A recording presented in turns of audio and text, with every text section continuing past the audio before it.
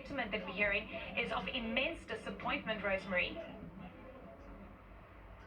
Yeah, and Eleni, I'm seeing some really disturbing footage being sent to me on Twitter. I wanted to ask you this too. Protesters are demanding protection and calling for an end to police brutality, but the police unit responsible for these brutal acts was disbanded and then formed again under a different name. So what happens now?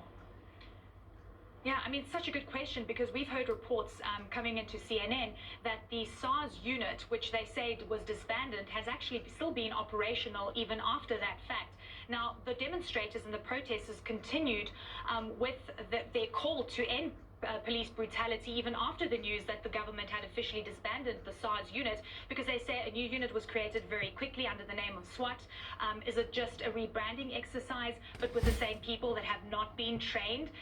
And this has been the big issue, and of course they want to see prosecutions. And in the interim, we've actually seen police force being used against protesters, water cannons. A person lost their lives on Monday, so this has definitely been ongoing. What is next? You need to hear from government. The big message is there needs to be some kind of leadership. Nigeria turns 60 years this month. It's the month of independence.